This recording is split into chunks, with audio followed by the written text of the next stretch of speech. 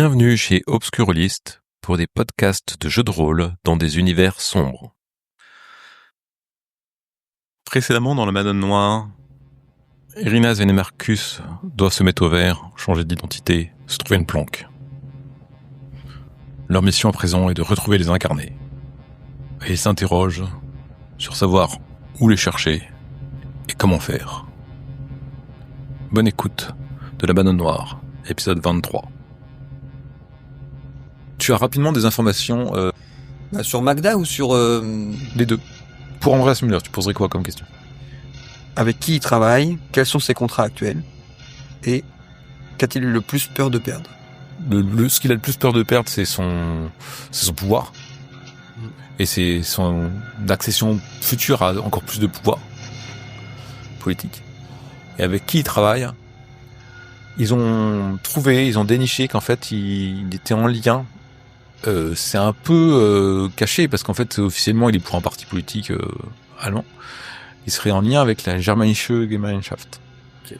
Et sur Magda, tu sais juste que elle est arrivée de Russie en Allemagne et pour la première fois à Francfort-sur-l'Oder.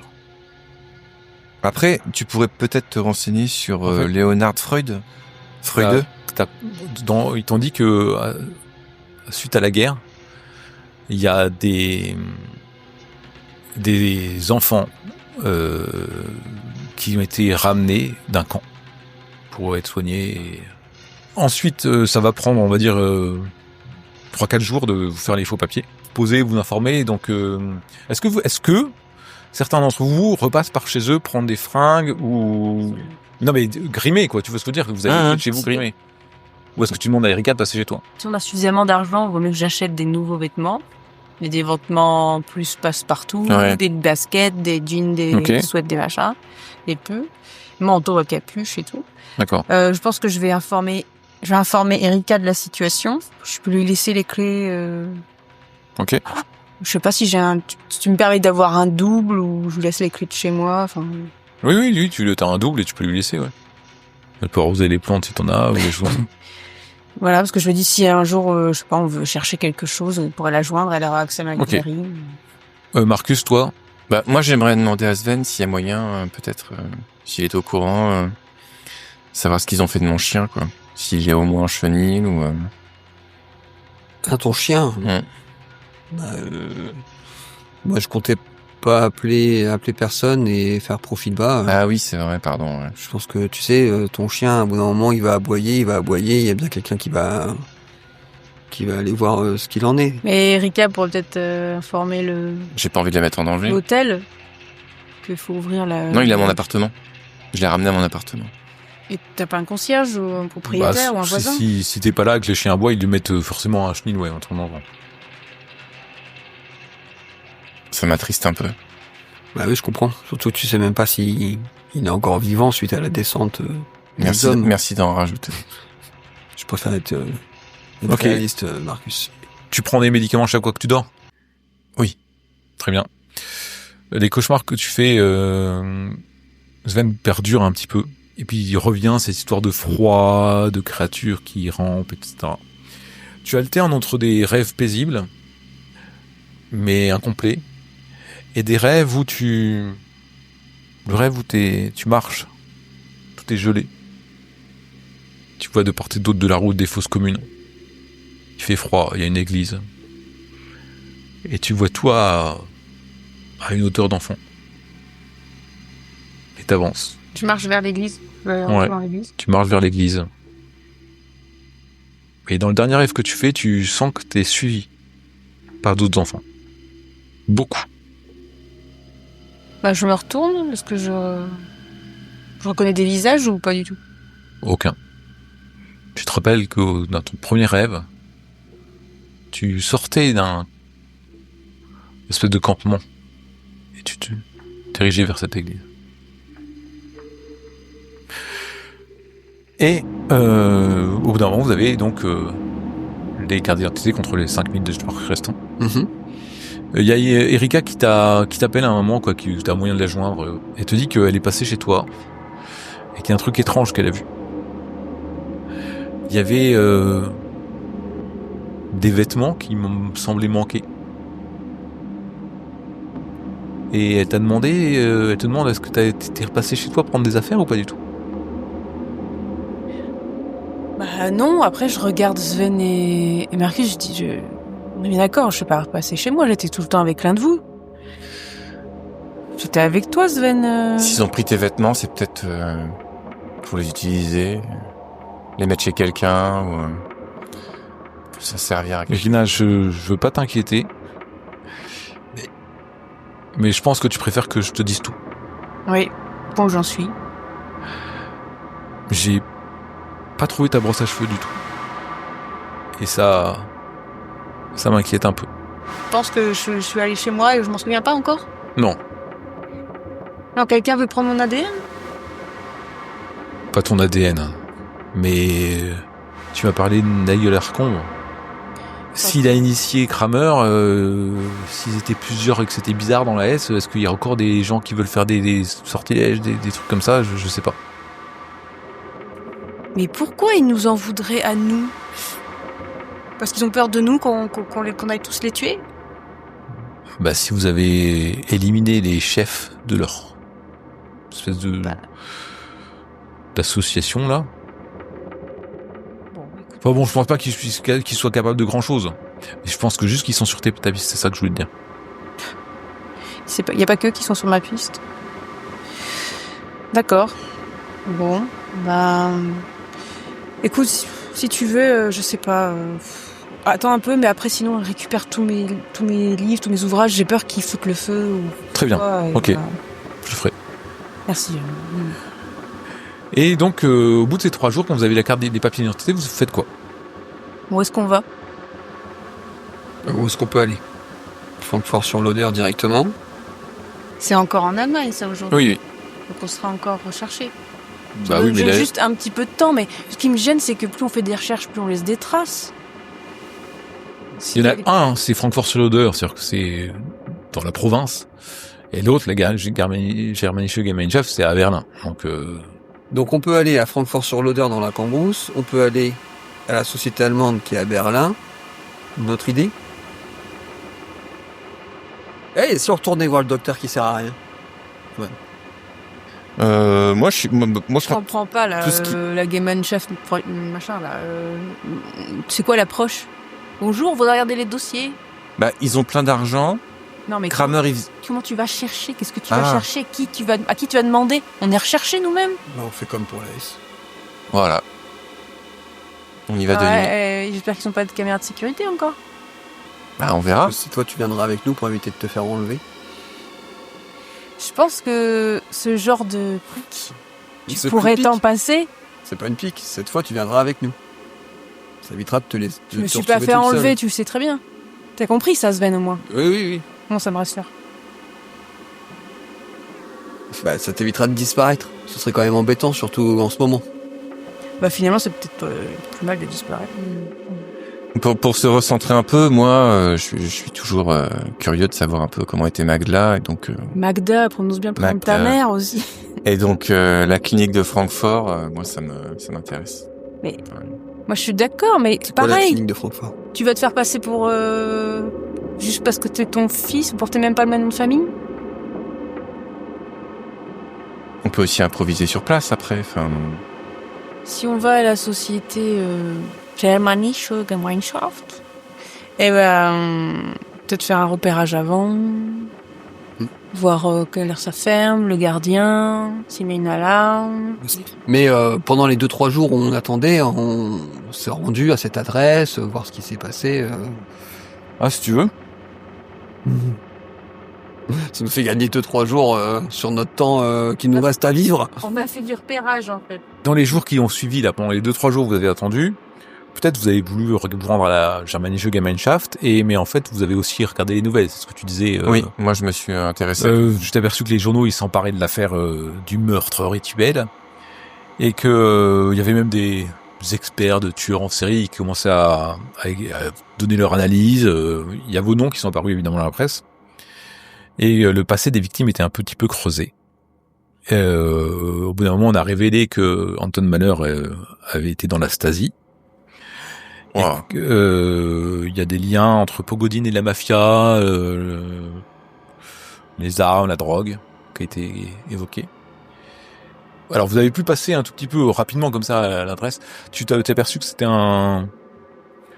c'est une vieille maison délabrée. Il y a des immeubles, mais il y a beaucoup de gens qui circulent, qui viennent, qui sortent. C'est animé, même la nuit. Il y a beaucoup de gens à l'intérieur. Il y a une espèce de bar aussi à l'intérieur, et c'est clairement des néo-nazis. Ah, purée. Et au moment où vous avez reçu vos papiers d'identité, la première page de différents journaux, vous lisez les millions des victimes du meurtre rituel vont aux néo-nazis. L'article a révélé que les fonds des entreprises de Pogodine et Mahler ont été transférés à une organisation appelée Germanische Gemeinschaft. Souvent, il y a des gens qui disent que les testaments sont faux, que c'est une manipulation, que les néo-nazis veulent mettre la main sur l'argent. Et il y a une photo qui montre Philippe Kramer avec 2 autres hommes. Il y en a 2 autres hommes que vous reconnaissez sur les photos, en fait. C'est les mêmes hommes que vous avez vus sur une autre photo, dont Leonhard Freude. Et ils sont jeunes et ils sont près devant une maison près d'être démolie, que vous reconnaissez comme étant le lieu de la Germanische Gemeinschaft. Et sous la photo, vous lisez Philippe Kramer, drogué et victime d'un meurtre, entendait des liens étroits avec une organisation extrémiste, la Germanische Gemeinschaft, qui hérite aujourd'hui de 38 millions de Deutschmark, légués par les victimes. Donc c'est ce qu'ils avaient prévu, en fait. Ils avaient anticipé au cas où ils mourraient, pour leur nouvelle identité, ils avaient transmis... Donc si on regarde qui sont les dirigeants de cette entreprise, en fait, on va trouver les 3 personnes, je suppose. Hein. Ou au moins une. Ouais, ou au moins une. Mais déjà, on peut les retrouver. Toi, Sven, tu constates que dans la presse, avec tes réseaux, tes amis, il y a des articles qui disent l'association slave a des meurtres rituels et avec la mafia qui n'ont jamais été publiés. Notamment, il y aurait eu des affrontements de gangs mafieux au Danemark qui auraient impliqué des AKM, c'est des fusils d'assaut russes, fournis par la Germanische Gemeinschaft. Tu connais le nom des gangs. T'étais membre d'un des gangs. Je me voile peut-être la face, mais le rituel qu'on a fait, ça pouvait être que des mots et on n'était pas sûr. Enfin, moi, en tout cas, j'étais pas sûr à 100% que d'exécuter les rituels, ça allait les tuer. Ça aurait pu les faire souffrir beaucoup, je sais pas. Mais ça veut dire que là, notre but, c'est quoi? C'est de retrouver les 3 espèces de réincarnations ou d'entités et donc les tuer comme ça de sang-froid. Enfin, une fois qu'on va les retrouver, qu'est-ce qu'on va faire d'eux en fait? Faudra les tuer comme ça de sang-froid? Enfin, vous avez pensé à ce qui va se passer quand on va retrouver les 3 entités là? Il va falloir les détruire a priori. Bah ouais, c'est ça. C'est pas pareil d'exécuter un rituel. Que d'avoir l'arme à la main et de presser la détente pour tuer quelqu'un de sang-froid. Donc l'état des lieux actuel, c'est que la Germanische Gemeinschaft, t'as vu, c'était un repère de néo-nazis. Je sais pas si vous voulez l'infiltrer ou pas, mais voilà, là il y a des liens, il y a des connexions. Alors peut-être tu peux le faire sur place ou en faisant marcher des réseaux, des choses comme ça. Et c'est à Berlin. Et vous vous sentez très oppressé. À chaque fois que vous sortez, c'est compliqué, quoi. Il y a vos photos partout, c'est de plus en plus, parce qu'ils commencent à fouiller aussi vous, ils sortent des photos, toi, le fait que t'es allé à l'hôpital, c'est marqué, enfin bon, tu vois, et mon passé? Il est remonté mon passé ou pas? Oui, il y a marqué que tu faisais partie de la station. Ah ouais? Ouais. Oh là, je suis effondré, là. C'est une catastrophe. Ma vie, elle est foutue, quoi.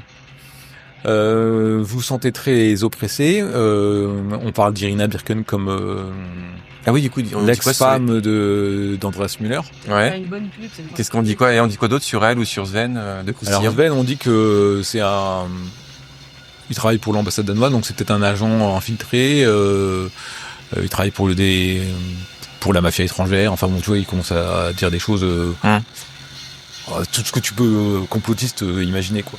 Et Irina? Juste qu'elle a été mariée, un politicien. Et bien sûr, tu peux aussi essayer de faire marcher des réseaux, des choses comme ça, pour voir, parce que en fait, ce que vous suivez, c'est les fonds à la Germanische Gemeinschaft. Donc, bah oui, ça, évidemment, je veux savoir qu'est-ce qu'ils font de cet argent. Qu'est-ce qu'ils font de ces fonds? Ouais. Bah, clairement, ils doivent la dépenser dans un projet particulier. Je pense que ça va être des grosses sommes d'argent en plus. Si tu peux savoir ça, ça permettrait d'avoir sûrement une adresse d'un truc qu'ils sont en train de construire ou un projet qu'ils réalisent. Ou alors le bénéficiaire final de ces fonds. Du coup, ça veut dire que notre ami Léonard Freudeux, c'est quelqu'un d'important du coup. Hein. En plus, il était sur une des photos. Donc il est membre de la Germanische Gemeinschaft depuis la fin des années 70. Ah. Et en fait, depuis 1981, c'est le bras droit du leader en fait de la Germanische Gemeinschaft qui s'appelle Ernst Vogel. Du coup, je lance mon réseau sur Ernst Vogel. Rapidement, t'es rappelé, donc on va dire que temporellement c'est à la même moment. Impossible de trouver des renseignements sur lui. Rien du tout. Rien de tout, même pas de photo. Ah ouais. C'est encore un peu chaud au niveau de l'actualité. Ouais, je pense qu'il faudrait que ça redescende un peu. Bon, essayez de vous faire oublier un petit peu. Vous d'aller sur le... On va aller à Francfort-sur-l'Oder. Faudrait qu'il y ait un autre scandale, un truc. Du coup, Irina, tu peux nous parler un peu de ton ex-mari? On pourrait lui demander des choses ou Parce que t'as dit qu'il était présent, mais t'en as pas plus. Lui demander des choses? Bah, je sais pas, peut-être que vous êtes quittés en bons termes, Non. Non? Ah. Voilà. Très bien. C'est réglé, donc. Vous allez en bus, en train, en voiture? Vous faites comment? Voiture. Donc tu prends une voiture un peu... passe-partout. Passe-partout. Ouais, l'Audi 80. Contrôlé en 91, les personnes qui t'embêtent. Moi, je peux conduire. Hein. Vas-y, Marcus, tu conduis lorsque vous sortez de Berlin. Il y a un barrage, en fait. Et vous êtes arrêté, et là, tu te rends compte que il recherche des gens. Tu lui vois jeter des regards comme ça dans les voitures. Est-ce que tu dis quelque chose de particulier ou pas? Je dis, tu veux dire par rapport à prévenir les autres ou ouais. Bah oui, de toute façon, vous voyez bien qu'on ralentit. Qui est à l'avant? Je suis peut-être à l'avant. T'es à l'avant? Ouais. Ok, et toi t'es derrière? Oui. Vous voyez que ça ralentit, qu'il y a un barrage, peut-être quelque chose de particulier ou pas? Faudrait peut-être qu'on invente une... Tu remarques, Marcus, qu'ils arrêtent pas toutes les voitures. Ils jettent un regard comme ça, et ils en arrêtent une fois de temps en temps. D'accord. Ça...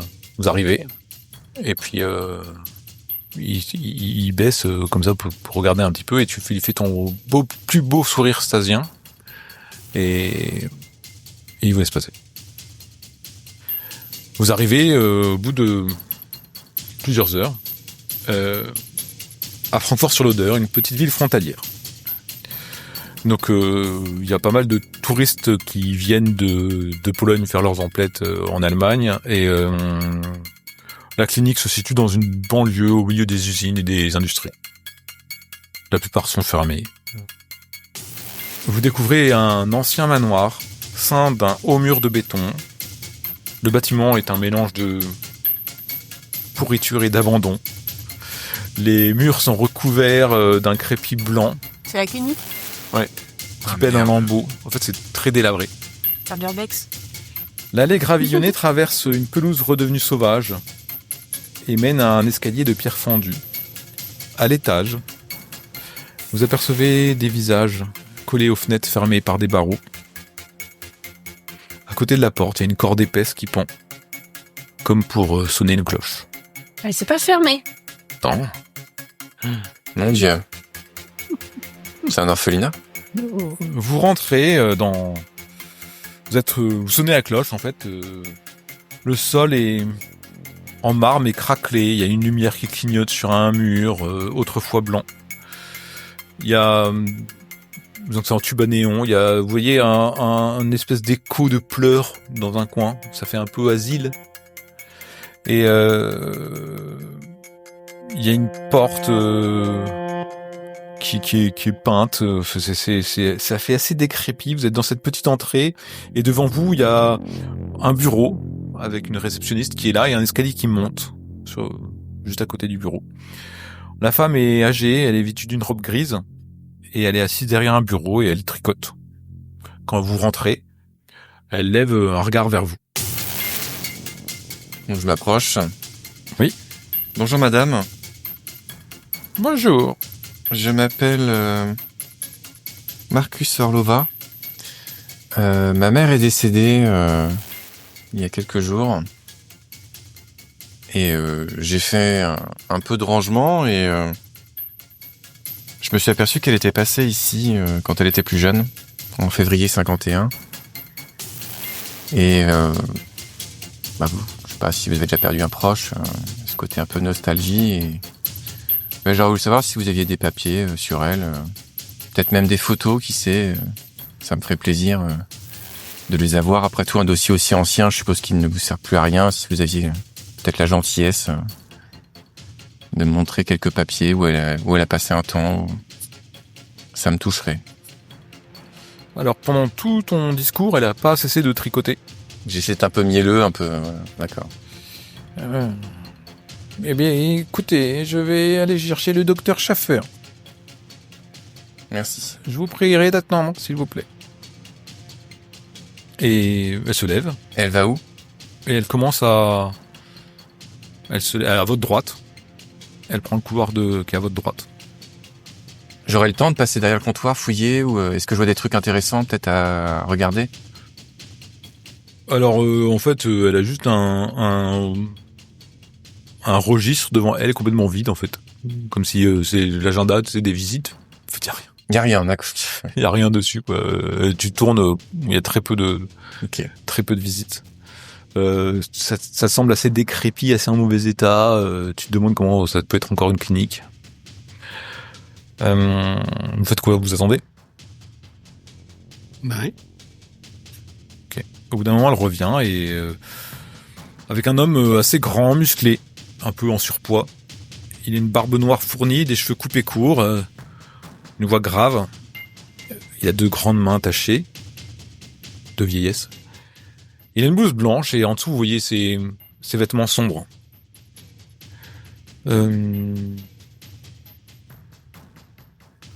On m'a averti de votre présence. Écoutez, je vais vous demander de m'accompagner dans mon bureau si vous le voulez bien. Merci, docteur. Et il vous dirige vers son bureau. D'accord. Donc vous prenez le couloir, vous traversez un premier bureau qui est le bureau d'une secrétaire. Elle est assise au bureau, elle est derrière une machine à écrire, il y a pas mal de documents, il y a un poster à la gloire de la Maine de l'Est, aux couleurs passées, qui est accroché derrière elle, avec des mots écrits en russe. Et vous arrivez dans le bureau du docteur. Le bureau, il est plutôt propre et accueillant. Ça contraste vraiment avec le reste de l'établissement. Vous voyez derrière une propriété abandonnée. Ce bureau est gigantesque pour la salle.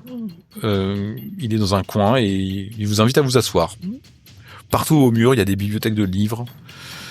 Sans doute qui ont trait à la médecine et à la psychologie. Voilà, il y a un vieux tapis élimé quand même au sol. Et bien, donc vous voulez des renseignements sur... Sur ma mère qui est décédée, oui. Bien. Après l'enterrement, j'avais cette tristesse et mélancolie, et j'avais envie de... Quel renseignement ? Excuse-moi d'être direct, je suis assez... je sais qu'elle est passée là, et je m'étais dit... peut-être que vous auriez quelques brides de son passé qui me ferait plaisir de redécouvrir. J'ai trouvé un document comme...